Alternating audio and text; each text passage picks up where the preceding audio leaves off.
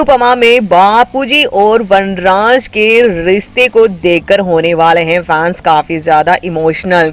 वनराज कितना अच्छा बेटा है ये तो साबित करने की कभी जरूरत नहीं पड़ सकती, लेकिन जिस तरह से वो बापूजी और माँ का ध्यान रखता है और बापूजी के खिलाफ एक शब्द भी नहीं सुन सकता, अब भाई इनका प्यार भी ऐसा ही देखने को मिलने वाला है। बापूजी का जो अपमान हुआ है उसके बाद वनराज बुरी तरह से बिखर जाएगा और इन दोनों की जो बॉन्डिंग है अब नजर आने वाली है।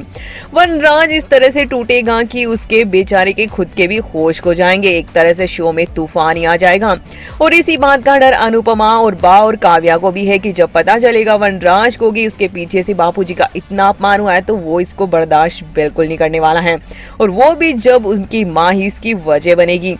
तो भाई यहाँ पर बा पर तो वनराज भड़केगा ही, लेकिन अनुपमा को भी नहीं छोड़ने वाला है और अनुज को भी आड़े हाथ ले लेगा और कहेगा मेरे घर की बर्बादी का कारण तुम दोनों ही हो। जो भी वजह है वो अनुपमा पर डाल देगा और देखने को मिलने वाला है कि अनुपमा पर बुरी तरह से वनराज भड़कने वाला है।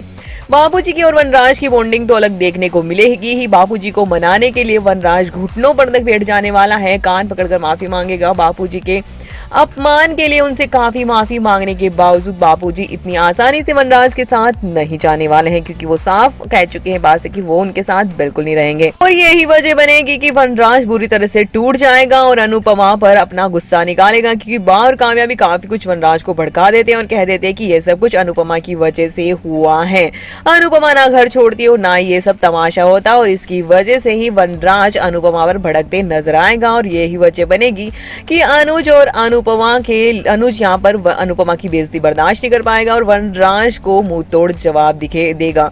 तो वह यहाँ पर अनुज उसकी रेस्पेक्ट करेगा कि उसके बापूजी के लिए इसकी फीलिंग्स हैं, लेकिन वो अनुपमा को उल्टा सीधा नहीं कह सकता है। उतने दिनों से 2 दिन से अनुपमा ही बापूजी को संभाल रही है और जिस तरह से उन्हें बच्चों की तरह ट्रीट किया जा रहा है वो ही अनुपमा ही है जो कि बापूजी का सहारा बनी हुई है और वो उसी पर कैसे उंगली उठा सकता है। लेकिन वनराज सारा दोष अनुपमा पर डाल देता है, लेकिन अब बापूजी इस बात को भी बर्दाश्त नहीं करेंगे और वनराज को वहां से चले जाने के लिए कह देंगे। लेकिन वनराज भी जिद करेगा और अपनी जिद की वजह से ही बापूजी को वो वापस भी लेकर आएगा, लेकिन उसके लिए उसे काफी मन्नतें करनी पड़ेगी।